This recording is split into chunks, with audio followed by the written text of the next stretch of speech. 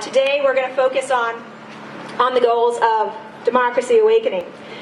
And so, you know, American democracy is premised on the fundamental tenet, one person, one vote. But since the very beginning of this country, we've had to fight for every voice to be heard and every vote to be counted. Today we're fighting for change on so many fronts, for action on climate change, racial justice, workers' rights, fair pay, safe food and water, health care, peace, immigration reform. The list goes on and on. But an array of barriers are keeping regular Americans shut out of the political process, from restrictive voting laws suppressing the voting rights of people of color, seniors, students, and low-income folks, to a campaign finance landscape that allows big money to increasingly shape elections and the policy-making process.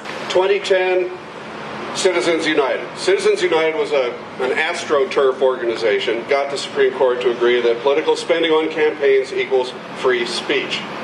2012, an outfit, another AstroTurf, SpeechNow.org versus the Federal Election Commission. Limits to PAC contributions are unconstitutional. All of a sudden, the money started to really flow.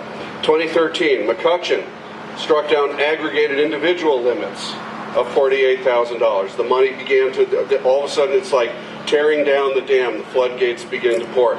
All the special interests, the wealthy, the corporations, all of a sudden find that they have no limits on their ability to spend, to influence, not just to influence public policy, but to dominate it. It's like every greedy scum's wet dream come true. And thanks to the Supreme Court, this is the law of the land now. It's a travesty, it's a shame, it's an embarrassment, and it's totally un-American. We've got races here in Sarasota County. School board. This guy, Eric Robinson, he's already got $62,000 in his run for school board. School board. School board, it costs $100,000 to run for school board anymore, okay? Where's that money coming from? It costs $100,000 to run for county commission. I just want to say a few things. I'm a Mississippi Baptist, so I might be up here for a while. But this country was founded on the right to vote. When our forefathers, not my forefathers, but your forefathers, we were still over in Africa, but took up the arms to fight for this country, it was over the right to vote. Now here we are in 2016, still fighting for the right to vote. And my people, every time we have an election, they're passing other laws to stop us from voting. We call it voter suppression, and especially in my community. Representing the Manatee County NAACP today, President Susie Copeland.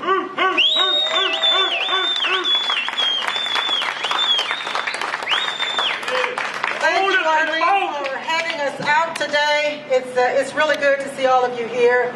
I don't need to talk about the voter suppression that has been going on across this country. They have just literally gutted Section 5 of the Civil Rights Act of 1965. It's been done. How do we change it? That's what we need to do. One is called the Voter Registration Modernization Act. It provides for online voter registration, promotes same-day voter registration. Yes. Woo! Prohibits unverified match lists to eliminate voters, as it happened in Florida in 2000. You remember when people were matched up and their name was John Smith and they were thrown out because somebody named John Smith was still in jail. And it penalizes false and fraudulent advertising in campaigns. It increases the penalty for voter intimidation and restores voting for former prisoners who've paid their debt to society. We must vote. We want to vote. We will vote. This is what democracy looks like. They closed half of the precincts in the black districts in Manatee County. Half of the precincts. And he said he closed the precincts because there was low turnout. St. John had over 95% participation rate in just about every election.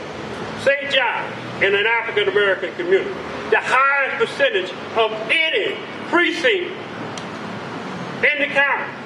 He broke up that precinct and sent them to 3 different areas. and then the people wouldn't even notify. This is the perfect example of voter suppression. Now, what is your excuse now? Thank you very much.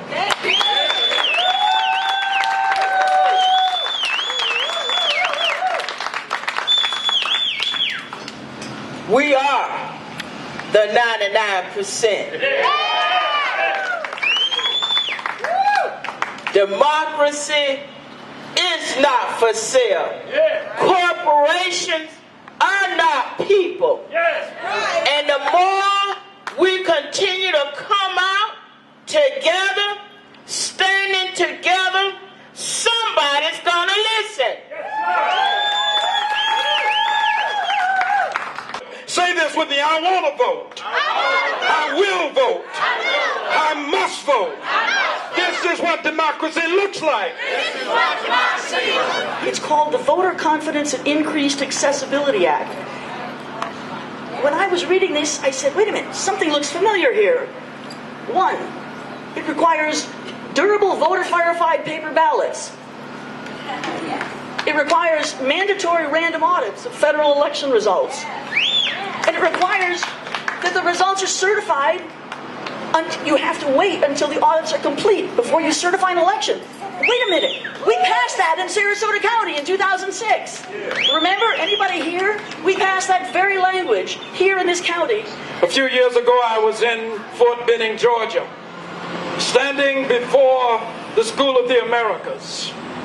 And I said to the tens of thousands who were there that day that we are patriots, but we're patriots in the richest and strongest sense of the word, because we are maladjusted patriots.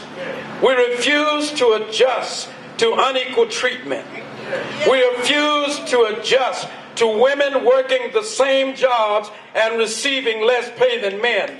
We refuse to adjust. We refuse to adjust to the infringement on a woman's right to self-determination. We refuse to adjust to a nation that fights wars for democracy abroad and then wages war on democracy at home. We will not adjust to that. For both money in politics and voting rights, the U.S. Supreme Court has eviscerated laws that once protected the voices and votes of everyday Americans. And for both issues, Congress has solutions in front of them, but so far they have failed to act. So we are here gathered in front of Representative Buchanan's office to say, you need to act.